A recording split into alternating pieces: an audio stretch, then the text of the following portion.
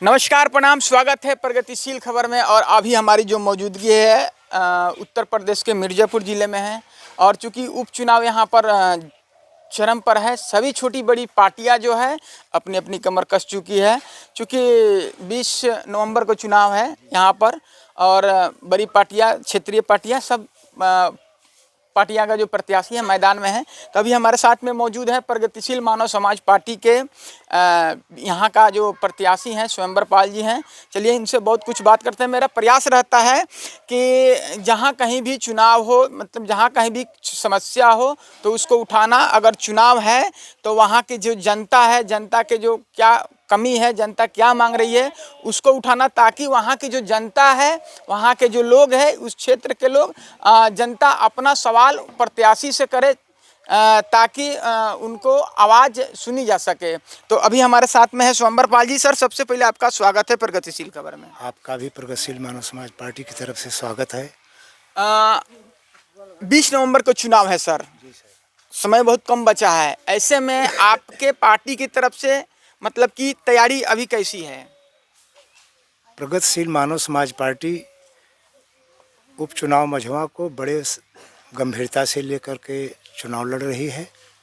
और यहाँ का समीकरण जो बना है जी मझवा का, जी। आज तक जितने भी प्रत्याशी लड़ रहे हैं उसमें से आप सबसे 20 हैं।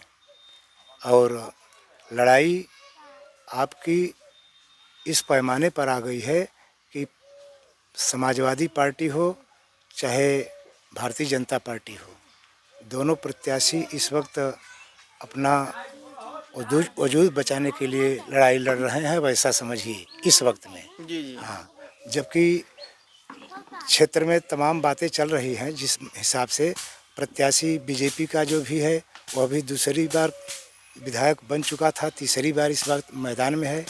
और समाजवादी पार्टी से जो चुनाव लड़ रहे हैं ये 3 बार विधायक रह चुके हैं, एक बार सांसद भी रह चुके हैं। इनके कार्यशैली से जनता यहाँ से त्रस्त है, न तो कोई विकास किए हैं, न जनता के हित की बात हुई है। ऐसी कड़ी में जो है कि यहाँ पर आप लड़ाई भी कर रहे हैं। ऐसा पहले अपडेट आया कि ये जो चुनाव है 13 तारीख को होगा, 13 नवंबर को। ऐसे मतलब उसके बाद में 20 नवंबर कर दिया गया। तो इसको लेकर क्या कहिएगा, जैसे ये तारीख को बदलना, आगे पीछे करना? अभी तो बीजेपी जो है कि अपना तमाम हथकंडा अपनाने का काम करेगी। अभी तो आप, हमारा तो चुनाव यह है कि इस वक्त चुनाव जीतने की कगार पर जब है, तो हमें तो यह भी आभास हो रहा है कि चुनाव आखिरी दिन आते आते और कुछ खेला करने वाली होगी पार्टी। तो मतलब कि ये आपका आरोप है कि बीजेपी कहीं ना कहीं जो सत्ताधारी पार्टी है, कहीं ना कहीं चुनाव को आगे पीछे कर कर, मतलब कि बीजेपी तो मान लीजिए अब तो पहला नंबर पर आ गई। पहले तो पहले नंबर पर समाजवादी पार्टी रहा करती थी ये सब काम करने में। तो अब तो बीजेपी जो है, भारतीय जनता पार्टी, ये पहला नंबर पर आ गई है, तो समाजवादी पार्टी दूसरे नंबर पर है ये सब काम हथकंडा अपनाने में। जहाँ तक हो सकेगा जो है कि प्रगतिशील मानव समाज पार्टी को रोकने के लिए अपना पूरा हथकंडा लगाएंगे ये लोग। लेकिन हमारी पार्टी इस वक्त जो है कि विश्वस्त है, पूरी ईमानदारी के साथ पूरा क्षेत्र जो है कि प्रेमचंद बिंद के साथ बिंद समाज अंगड़ाई लेकर के खड़ा हो गया है।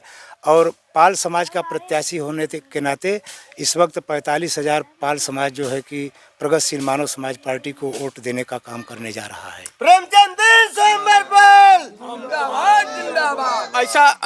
ऐसा कहा जाता है कि मझवा जो है बिंद बहुल क्षेत्र है, क्योंकि आपके जो राष्ट्रीय अध्यक्ष जी हैं वो भी बिंद हैं, और पाल समाज का भी यहाँ पर बहुल मतलब कि वोट है। तो जो जातीय समीकरण है, कहीं ना कहीं आपको लग रहा है कि आपको ये प्लस पॉइंट रहेगी। यही दो समाज ऐसा था जो कि चाहे समाजवादी पार्टी को जिताने का काम करे, चाहे भारतीय जनता पार्टी को जिताने का काम करे, चाहे बहुजन समाज पार्टी को जिताने का काम करे, तो यह समाज अब सबको जिताते जिताते जागरूक हो गया है। और जागरूक होने के बाद अब यह फैसला ले चुका है कि प्रेमचंद बिंद जो है 17 जातियों का आरक्षण की लड़ाई आज बड़े पैमाने पर काफ़ी अरसे से लड़ रहे हैं। आज समाज भला ही उनका साथ न दिया हो, लेकिन प्रेमचंद बिंद जैसा जो है संघर्षशील नेता आज तक हमने पूरे देश के अंदर देख रहा हूँ। चाहे मोदी जोगी भी बात करके उनसे जो है कि हार चुके हैं, ठीक है सत्ता में आ चुके हैं, लेकिन उनके बात का जवाब नहीं दे पाए, क्योंकि हिस्सेदारी की बात न है यहाँ पर। चाहे सरकार तो किसी की बन बिगड़ रही है, इसमें क्या है। लेकिन हिस्सेदारी देने की बात जब आती है तो भारतीय जनता पार्टी भी किनारा कर ले रही है और समाजवादी पार्टी तो पहले से ही किनारा करती चली आई है। एक जो है नारा वायरल हो रहा है पूरे हिंदुस्तान में, चूँकि ये कहीं ना कहीं बीजेपी की तरफ से ये जो नारा दिया गया है, बटेंगे तो कटेंगे, क्या कहिएगा इस पर? यह तो उनका जुमला है। अब यह मान रहे हैं कि हम कहीं किसी भी तरीके से समाज को एकत्रित नहीं कर पाएंगे। इनकी तो सबसे ज़्यादा असल छलबाजी यह है कि जो कि आपको हक और अधिकार देने से वंचित रखना चाहती है, आरक्षण देना नहीं चाहती है। संविधान के तहत जो भी योजनाएं चलाई जानी चाहिए वो चला करके जनता के हित के काम नहीं करना चाहती है ऐसी पार्टियां। इसलिए जो है ऐसा तमाम उलूल जलूल की बातें कर रहे हैं। अरे कौन बट रहा है, कौन कट रहा है? हमारा देश विश्व में महान है, किसकी औकात है किसी की? कोई देश आकर के हाथ मिला करके देख ले, पहले पंजा मिलाए उसके बाद सारी बात होगी।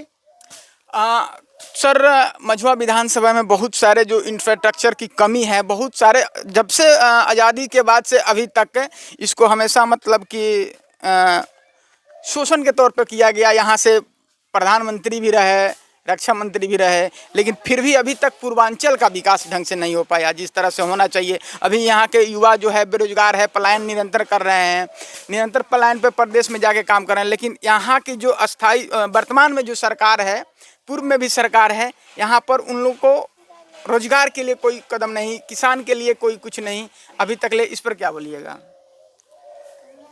मिर्ज़ापुर जनपद पूरे देश का एक अभिन्न अंग है जी। मिर्ज़ापुर उत्तर प्रदेश में एक ऐसा जगह है जहाँ पर कि इसको आदि शक्ति के नाम से लोग जानते भी हैं, विंध्य क्षेत्र को।